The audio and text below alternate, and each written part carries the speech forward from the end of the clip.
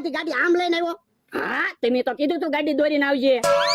બાપા એટલે આ ગાડીમાં પંચર હતું ને એટલે મેં તને ગાડી દોરીને જવાનું કીધું તું, અને ગાડીમાં પેટ્રોલ ન બળે ને એટલે ગાડી દોરીને આવવાનું કીધું તું.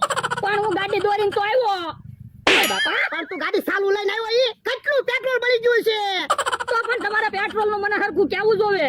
તું ગાડી આમ ચાલુ લઈને આવ્યો તો હાકી નથી લઈ આવ્યો તો. પણ હું ગાડી હાંકીને આવું તો તમે મને ખીજાવ. કેવો માણસ છે, કઈ ખબર જ ના પડતી ને. તમે મને હરખું કહેતા ના. પંચર ના કેટલા પૈસા છે? એ 5 પંચર હતા, 200 રૂપિયા છે. હે ઓય બાપા તો ઓલા નવી ટ્યુબ જ નખાઈ દેવાય ને. પણ તમે મને પંચર કરાવવાનું કીધું તું. 200 રૂપિયાની નવી ટ્યુબ નખાવું તો તમે ખીજાવ નહીં. પંચર ના કેટલા પૈસા છે? 200 રૂપિયા. તો ઓલા 200 રૂપિયાની નવી ટ્યુબ આવે, પંચર ન કરાવાય, ટ્યુબ જ નખાઈ દેવાય.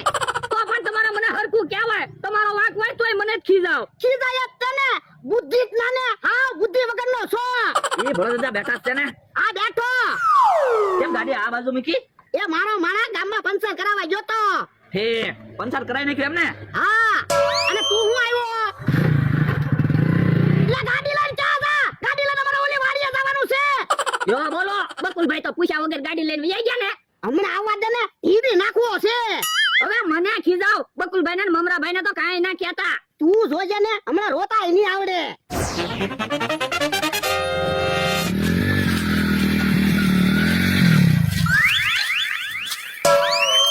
હે ગાડી કેમ બંધ પડી ગઈ? હું છું બકુલભાઈ. પેટ્રોલ ખોટી ગયું લાગે. તમે જે ગાડીમાં પેટ્રોલ તો રાખતા હોય પણ એલા મારી ગાડી ક્યાં છે? મારી પાસે ગાડી હોય ને તો પેટ્રોલ ખૂટે જ નહીં. તો હવે એક કામ કરો, ગાડીમાંથી ઉતરો બધા હેઠા અને હાલવા માંડો છે. હમણાં હું કાંઈક વાહનની વ્યવસ્થા કરીને આવું પાછો. યો બોલો અમારે હાલીને જવાનું. પણ એલા થોડુંક હાલશો ને તો ભૂખ લાગશે. હું હમણાં ગોળી જામ આવું જ છું. એ હારું. હા ઓલું કોણ આવે? હે મમરાભાઈ છે? કોણ છે? બેઠા એમને બોલો દીધા. જો બોલો આ તો મમરાભાઈ જ છે. હે મમરાભાઈ, આ કોણ કામ કરાવ્યો? એ બધા કહેતા નથી માથામાં તાર હોય એની પાસે બહુ પૈસા આવે એટલે મેં ટકો કરાવ્યો. મારી પાસે બહુ પૈસા આવે ને. હે બોલો દીધા એવું હોય? માથામાં તાલ હોય તો પૈસા આવે? એવી ખબર નથી. ઘણા પૈસા વાળા માથામાં તાલ હોય હો. તો એટલે તો મેં ટકો કરાવ્યો. હું પછી પૈસા વાળો બની જઈશ. તો બોલો દીધા મારે ટકો કરાવવો છે.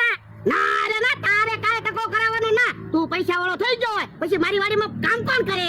પણ હું પૈસા વાળો થઈ જાઉં પછી તમે મારી વાડીમાં કામ કરજો. સાનો માનો બે ને. હે બોલો દીધા બકુલભાઈ નથી આવ્યા?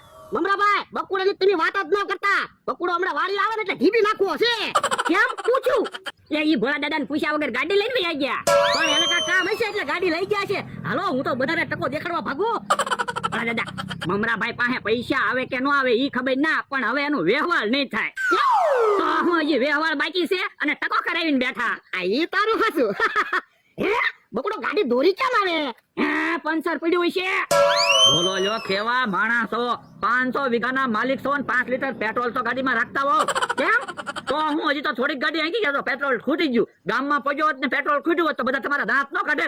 પણ એમાં ભોળા દાદાના દાંત કેમ કાઢે? હવે ભોળા દાદાની જ ગાડી છે ને તો ભોળા દાદાના દાંત કાઢે ને. મારી પાસે 500 વીઘા જમીન હોય ને તો અહીંયા પેટ્રોલ નો ટાંકો પડ્યો હોય, પેટ્રોલ ખૂટે જ નહીં. બકુડા દેખાડો કરી માં. તો સાંભળશે ને તો મારા દાંત કાઢશે. અલે 500 રૂપિયા પેટ્રોલ નખાઈ દેજે જા. તો ક્યાં વાંધો છે? બોલો હમણાં તો કેટલો દેખાડો કરતા હતા. બકુલભાઈ ને રોતાય નહીં આવડે, કેટલું બોલતા હતા. હવે તો 500 રૂપિયા આપીને બેઠા. પણ યાર કોઈ મારા દાંત નો કાઢે ને એટલે પૈસા આપી દીધા. પણ તોય તમારા બધા દાંત કાઢે. હવે વાતું કરી માં. બકુડો તો ગાડી લઈ ગયો, તું ઓલી વાડી હાલી નાટો માર્યા જા. એ હારું. યો બોલો, મેં ધાર્યું ઈ તો કોઈ દી કામ જ ન થયું.